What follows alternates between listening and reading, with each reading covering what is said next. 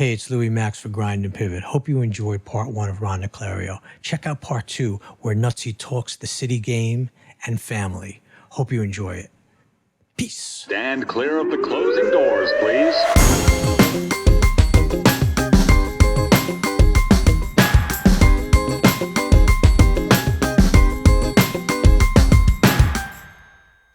Favorite player growing up? Are you a Knicks fan? Let's talk basketball. Well, let's talk a couple of things. Getting back to the Martin Luther King stuff. My father saves Mary Malloy's life. Who is Mary Malloy? Mary Malloy was the secretary of Ned Irish. Ned Irish was president of Madison Square Garden and the Knicks. And Ned Irish was so happy because he loved Mary Malloy, his longtime secretary. He said, "Doc, I gotta do something for you for what you did." He goes, "Tickets to a game?" Because he was so he was like tickets to a game. And, he wanted to really do something. So he goes, "Let me ask you, do you have a son?" My father said, "Yeah, I have 2 sons." "How old?" Whatever age we were at the time, 13 and 15 or whatever. He goes, Do any of them love basketball? He goes, "One likes it, but one loves it." "What about the one who loves it?" I explained, it was me. He goes, "Okay. I just hired him." My father goes, "What do you mean you hired him?" Yeah, I know. Go ahead. I know the story. Tell him. He goes, he's New York Knicks ball boy. Right. So that's how I got the job as New York Knicks ball boy. It opened my eyes because here I am. I have locker room access that, remember also it was a little different. Locker room access. In fact, I actually have slept in the Knicks locker room 3 times in my life, overnight. 3 times I have slept overnight in the Knicks locker room with Randy Caden, Bubba Grimes, who has died, and Greg Sabat, who actually was a teammate of mine at Cardozo Baseball. Right. And I remember being in the Knicks locker room. Willis Reed, who was another person my father took care of on a lower thing. I went to Willis Reed's camp. Bill Bradley, I have his 73 warm-up top, which now is in the City of New York Museum Hall of Fame event. They borrowed it from me. Dave DeBuscher, Phil Jackson, on and on and on. And to be on the court, I remember, getting there early, and Dick Barnett would get out early and do the fallback baby. Yeah. And then one day, Dick Barnett, he goes, he called me little man. He goes, "Little man, take a shot." I got nervous, So we would shoot. And I would rebound for him. I was with Dick Barnett at David Stern's funeral, Radio City. Dick Barnett still remembers me rebounding for him in 1970, 1971, 1972. It's amazing. You were able to see Barnett up close with his crazy form. Yeah, kickback. I don't know how he would kick. Those things when you jump up in the air and you try to kick yourself in the butt? Yeah. That's how he shot. Yeah, I remember we used to do that growing up. I recently saw on TV, or actually on YouTube, there was a clip of Game 7 or Game 6, I believe. Actually, Game 6. And it was just unbelievable, the flow. So who was your favorite player back then? Pistol Pete Maravich was my idol. One of mine too. What about your favorite Knick? I was so tight with so many of them. In the last 5 or 10 years, I got very tight with Earl Monroe. Great. Earl Monroe's wife works at Harlem Hospital. Right. So the Martin Luther King, tie. Earl's a gentleman. Very calls me, I call him, invites me here, I invite him. Willis Reed and my father were best of friends, but right. Willis is down back in Metairie, Louisiana. Clyde and I got very, tight. What was funny though, when you were a ball boy then, you would either do under the basket, yep, which was an easy job because you would just sit there, and unless the referees called you out to wipe something, in between timeouts, you just stretch and, you get the towel or the mop and, you're walking out of court. But if you were on the bench, you had to work it all. You know, you had to run up, grab the warm up, timeouts. You know, there were no water bottles then. So I remember my most embarrassing moment. Let's hear it. I was a junior. I had a walking cast on my ankle. You know, I sprained my ankle bad. You know, that might have been the start of the ligament problem that I had years later. But I had a walking cast. Well, you know, you could walk. I mean, you couldn't run. And I'm on the bench for the Phoenix Suns. And I forgot who the coach was, but they had the Van Arsdale twins. Yep. Tom and Dick Van Arsdale. Cotton Fitzsimmons was the coach. All right. Cotton Fitzsimmons. So there's a timeout, and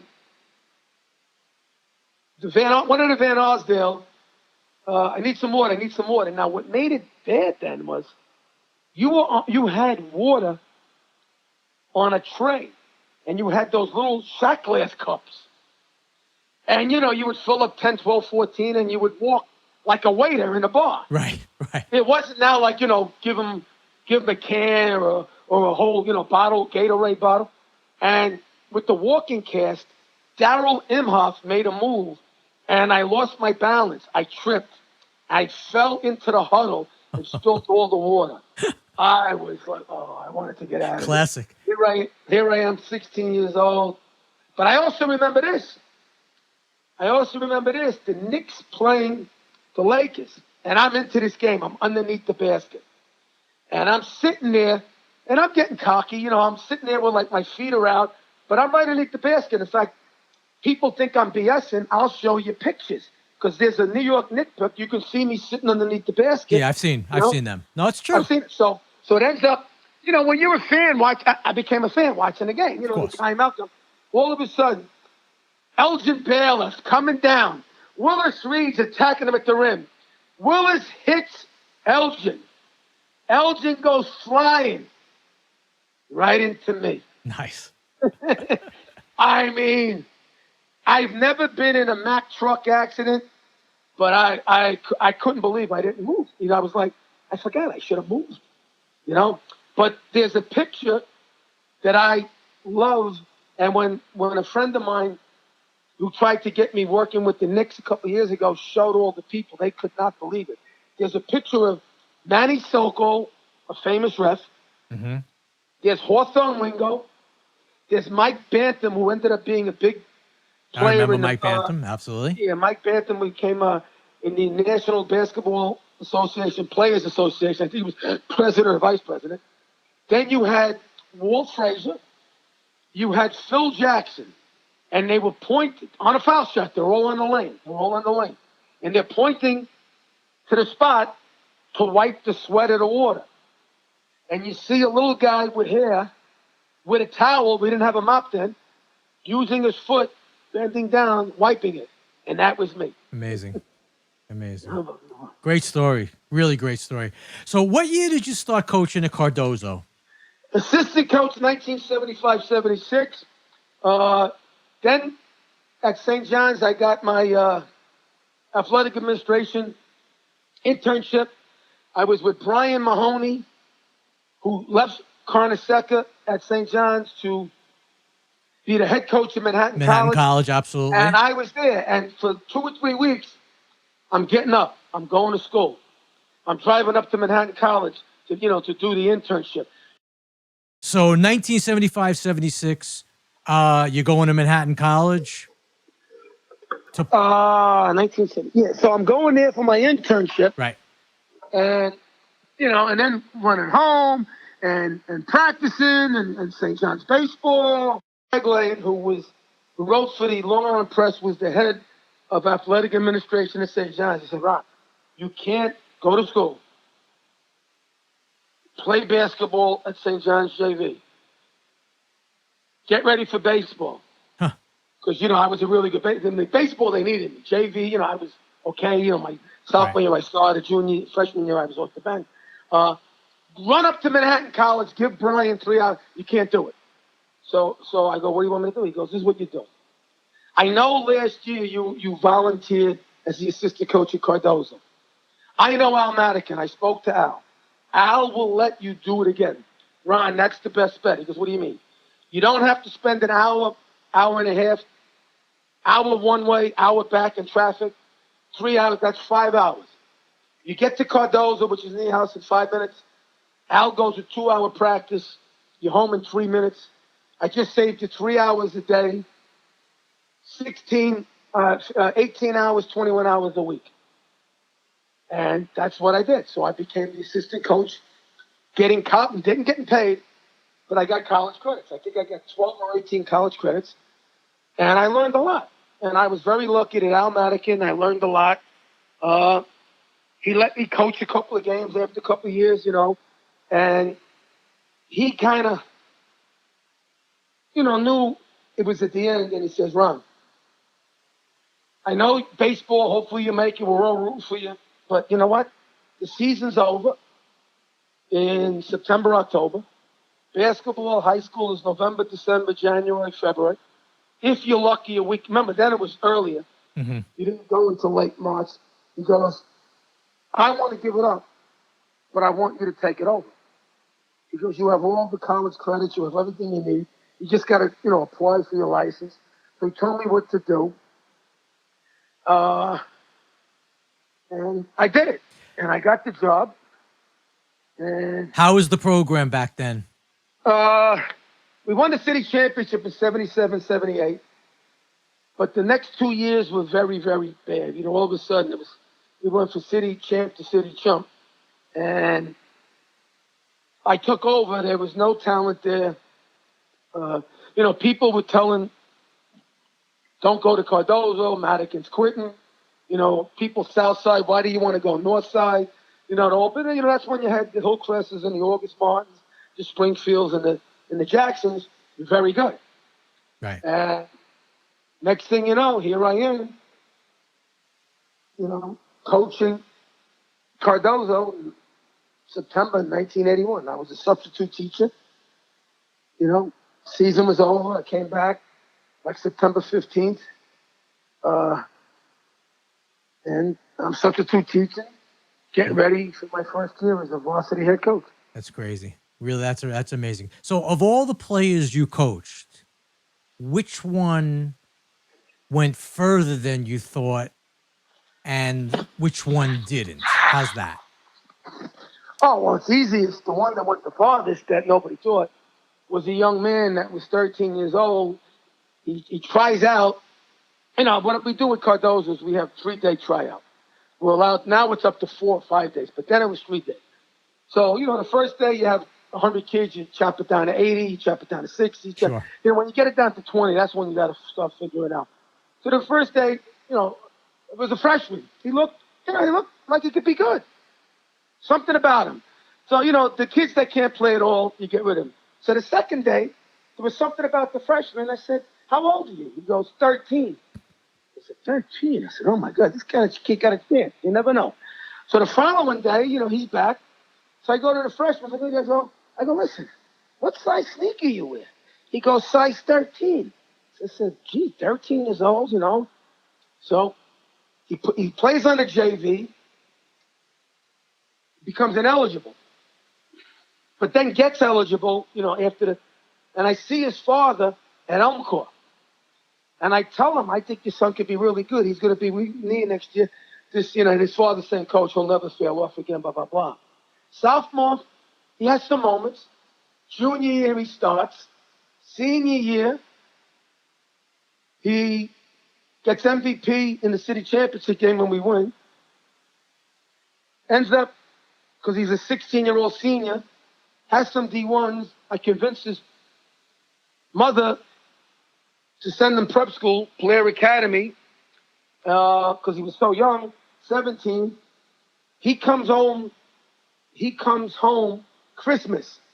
Said, Coach, I still got the same schools, Marist, Boston U, and St. Francis. So I said, come by tomorrow.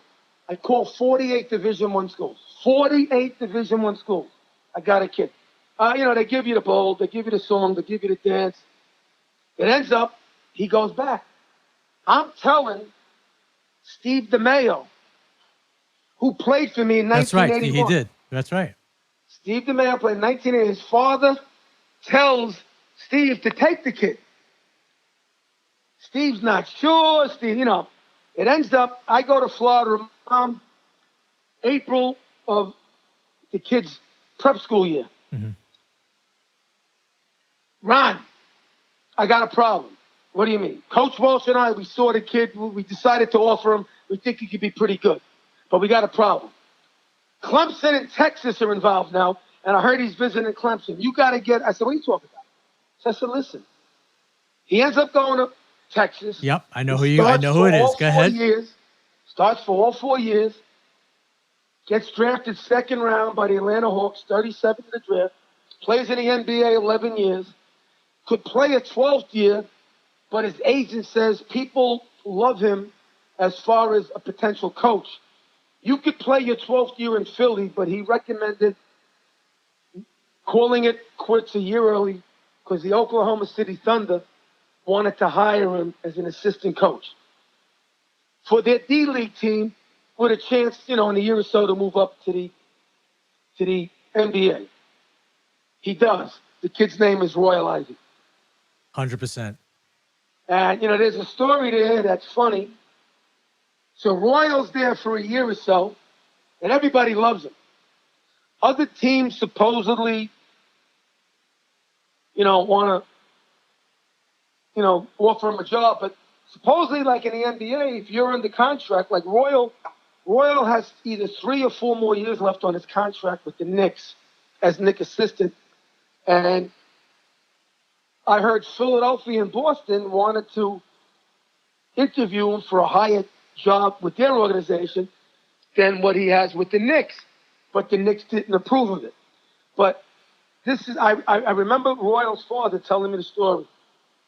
I forgot the guy's name. The GM now of OKC, whatever his name is, either Scotty Brooks is fired or Scotty Brooks leaves and goes to the Washington Bullets or whatever. They're both still the Bullets? Washington, whatever they are. So, and the GM tells the new coach, Billy Donovan, listen, I want you to interview this kid. I think he would be great. You don't know him.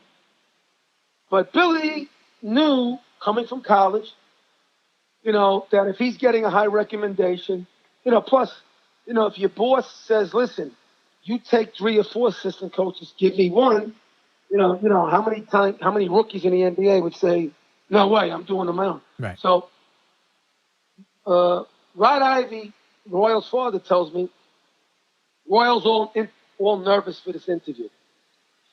So the interview comes. He walks into the office.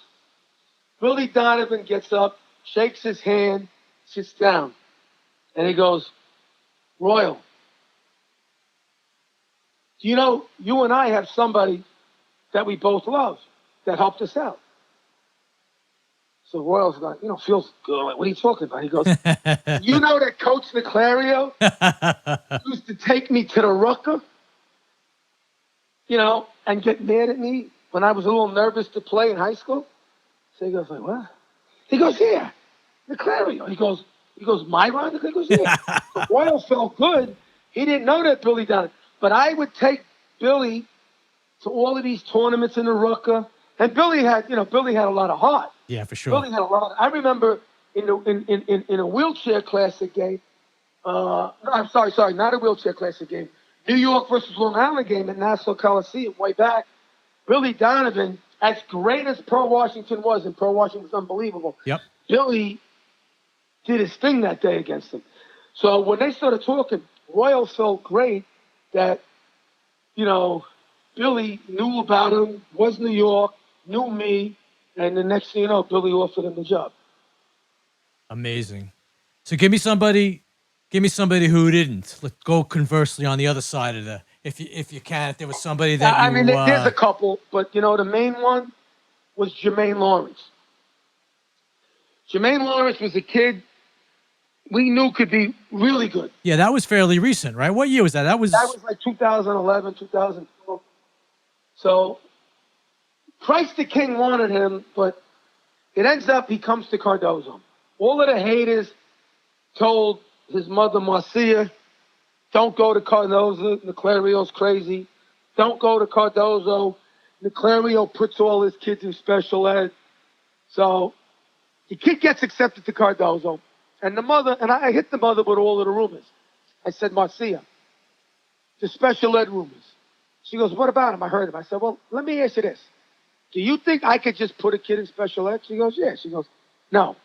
So I had her find out to be put in special ed, either the school recommends a potential, what do you have to, there's a whole process that takes 3 months. So either the school recommends to the parent to go through this process, to get analyzed, psychological wise, the whole thing. Sure. But that if the parent says no, even if the school says we would love to do it, they can't do it. The parent has to recommend. So the parent has the final. All Okay. of these, so I said, Marcia, you see, you find out. I can't put a kid in special ed. I don't do that. I go, even if I said he deserves to be in special ed because I think it would help him, because I've had 3 kids in special ed at Cardozo that did magnificently and qualified, got D1 scholarships. Yeah, That- listen, if they they would have need, been in- let's talk about that, because I mean, education-wise, which is an important thing. If they're going to flounder in the regular classes and they're going to work better in special ed and get the help they need, so be it. No, I know. So it ends up he comes, 9th grade, great year. I make a mistake. People wanted to do a reality TV show on me. Yeah, that was on the MSG thing, right? Yeah, and somebody came in and, I signed the contract with the person. I don't want to mention the person's name. And I let the person into the Cardozo basketball family. My assistants, Billy Medley and Mike, they looked at me like, Ron, you're giving this person too much into the family, too much. I did a lot for the kid, paid for his SAT course. A friend of mine was a lawyer, Donnie Hazelton. He has a kid the same age that needs tutoring in 2 subjects. Lo and behold, the same 2 subjects that Jermaine needs. So we would drive out there, not too far, Long Island, Williston Park, and this goes on. Now Jermaine, as a sophomore, starts to show his wares. High ceiling, McDonald's All-American, North Carolina Duke, potential first-round draft pick. 6'9", 6'10", skinny but can play. By his junior year, this particular person thinks that they have all the answers. That I'm getting a little old, I'm getting a little senile. I'm not using him right. He's the next Kevin Durant, and Billy Medley and Mike Lissette looked at me like, Ron, what are you doing? And it gets to the point, I'm not the type of person, if I'm beating the crap out of a team, I keep a kid in there to pad his stats. I never did that. I never will. Right. And I'm getting heat from that person because he only had 14 in a game, that he didn't play well against Edison. Florida's there, Kansas there, Kentucky's there, North Carolina's there. I had to take him out. And so I said to Jermaine, you got 2 more minutes to get, and so I started saying, wait, I'm compromising. And it got ugly. And we were supposed to play an SNY Invitational that year. January 24th or so. I remember I was going for a checkup, and maybe January, about 8 days before the SNY. We're playing. It's the middle of the season. And I get a phone call. Jermaine's gone. I go, what do you mean Jermaine's gone? He's gone. I go, what is Jermaine gone? He goes, he's out of Cardozo. I go, what? Right. What? Wait, did he go to Jersey somewhere? Yeah. And if the person who did it ever hears this, after, the lies, the stretching of the lies, the twisting of the truth, I found out 100% the truth. And it hurt because it was somebody who I led in the family. Jermaine ends up going to Cincinnati, which was a good place because Mick Cronin's a great guy, but the style of play might not have been best. He had North Carolina, he had Kansas, he had Florida, and not knowing the day he left,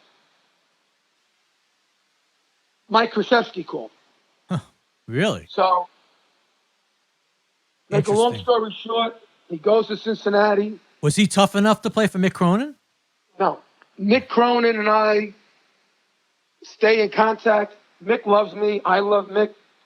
I was trying to get Mick involved with Ray Salnave because he needed a guard when Ray was a fifth-year transfer. Right. He did well. He's been doing well at Monmouth, huh? Yeah, very well. Yeah. It ends up, he told me what went on. He told me this. He had the same problems that I had. And next thing you know, the mother's sick or the father's sick, this new thing. So he transfers to Manhattan and more headaches. And last we heard, he was in Manhattan, failed the pot test, and nobody's ever heard from him again. Really? I heard the mother moved to Florida. Yeah. I don't know. And the people that know me, how tight I am with this kid, he was in my top 5%. Like, I'm taking him to the park every day. I'm staying after school lifting weights with him every day. I got video. I'm going to his house. I'm going to his house. He didn't even know how, when he was a sophomore at Cardozo, how to divide up his sections. Math section, English section. He didn't. I had to buy up the divide. It was like, whoa. And it hurts.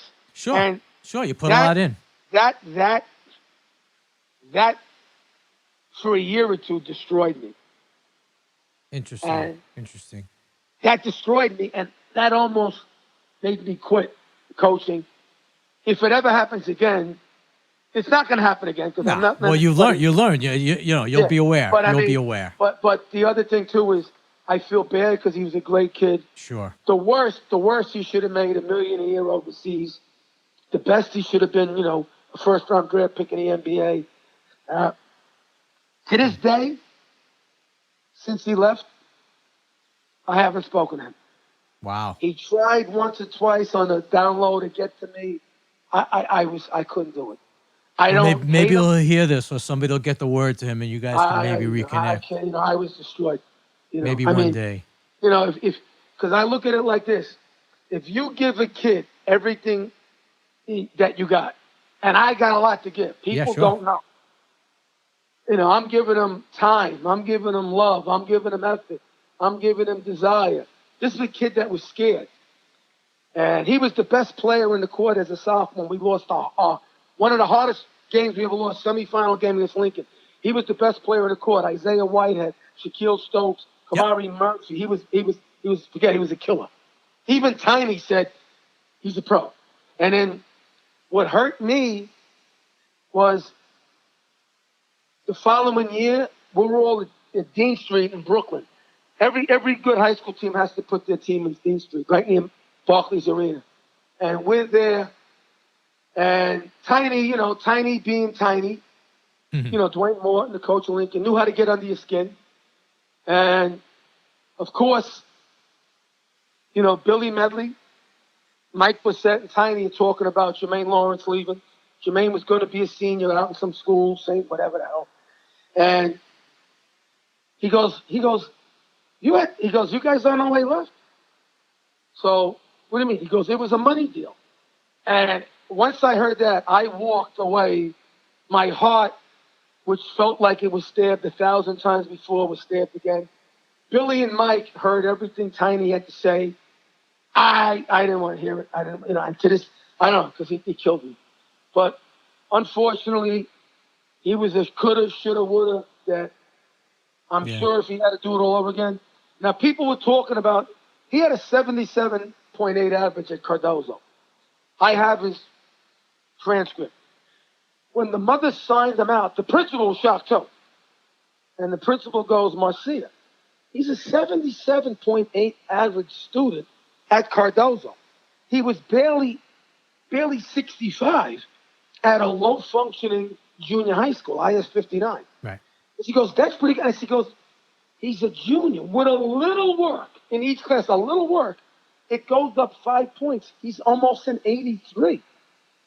And he said if he ever wants to come back, but you know what? I don't know. Yeah, a lot underneath there. I mean, I don't know how much heart was there. I don't know how many people around him were really, really influencing him. Well, all I know is this. If I was in the mafia, which I'm not, I know what would have happened to that person. Thanks so much for listening. Big shout outs to the crew behind the scenes. John Hart, Ian Lidovich, Russ McMahon, and of course my wife Jill.